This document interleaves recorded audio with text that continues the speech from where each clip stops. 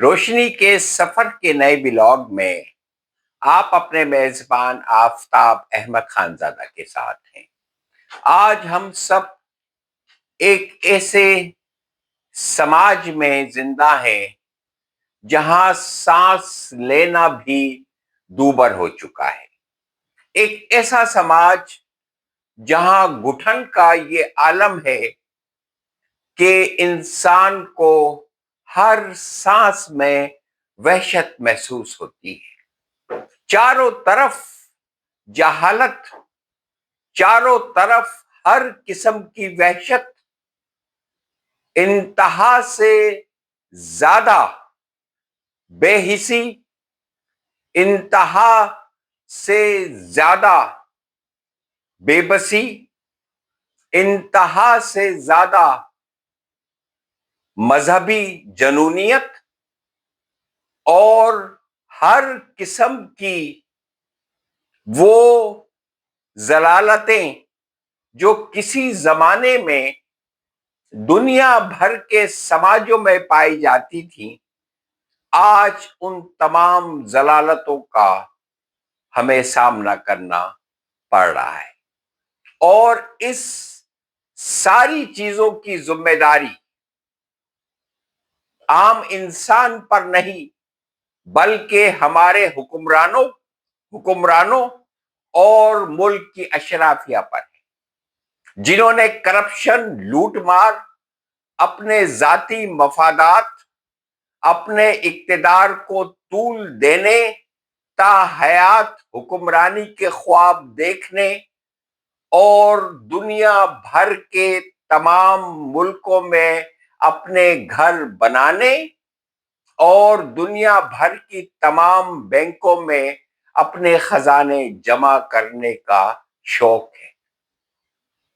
اگر یہ کہا جائے کہ شوق کے ساتھ ساتھ انہیں ایک ایسی بھوک کا سامنا ہے جس کا خاتمہ یا جس کا انت کوئی بھی نہیں، اور یہ بھوک صرف اور صرف موت پر جا کر ختم ہوتی ہے۔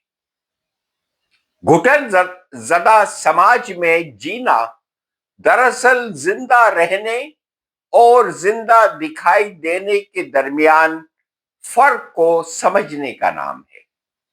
ایسا سماج وہ ہوتا ہے جہاں سچ بولنا بدتمیزی سمجھا جائے، سوال اٹھانا بغاوت کہلائے اور خاموشی کو شرافت کا نام دے دیا جائے۔ ایسے ماحول میں جینا جسمانی نہیں بلکہ ذہنی اور اخلاقی بقا کا مسئلہ بن جاتا ہے۔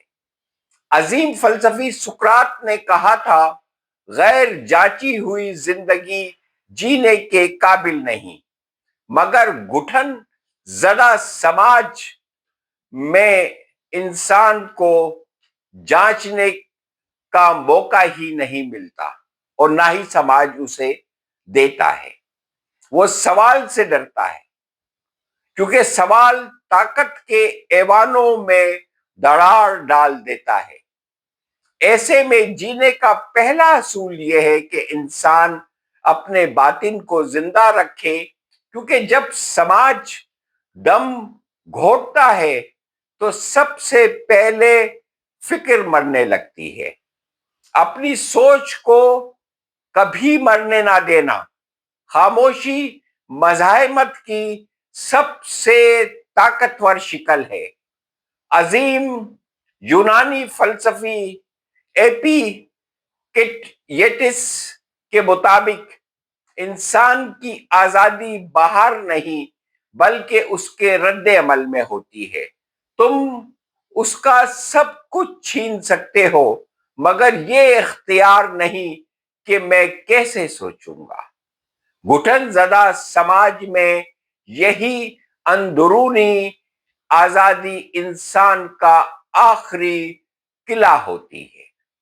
دوسرا رستہ یہ ہے کہ سچ کو چیخنے کی بجائے سمجھداری سے زندہ رکھا جائے، کیونکہ ہر سچ نعرہ بن کے زندہ نہیں رہتا، کچھ سچ سرگوشیوں میں نسلوں تک سفر کرتے ہیں۔ ہینا آرنڈٹ عظیم فلسفی نے لکھا تھا کہ مطلق برائی کی جڑ اندھی اطاعت ہے، لہذا جینا ممکن ہے اگر انسان سوچنا ترک نہ کرے۔ دانش یہ ہے کہ خود کو محفوظ رکھتے ہوئے سچ کا بوجھ اٹھایا جائے۔ عظیم روسی رائٹر و ناول نگار دوستویفسکی کے کردار ہمیں یہ سکھاتے ہیں کہ اذیت میں بھی ضمیر کی آواز دبائی نہیں جا سکتی۔ انسان ٹوٹ سکتا ہے مگر اگر وہ اخلاقی حس کو بچا لے تو وہ ہارا ہوا نہیں ہوتا۔ گھٹن زدہ سماج میں جینا ممکن ہے مگر آسان نہیں ہوتا۔ یہ روزمرہ کی چھوٹی چھوٹی بغاوتوں کا سفر ہے۔ سچ بولنے کا صحیح وقت، خاموش رہنے کا صحیح لمحہ، اور خود کو انسان رہنے سے دستبردار نہ ہونے کا عہد۔ جب سماج سانس لینے نہ دے تو انسان کو سیکھنا پڑتا ہے کہ وہ اپنے اندر کیسے سانس لے، کیونکہ اصل شکست موت نہیں بلکہ اندر سے مر جانا ہے۔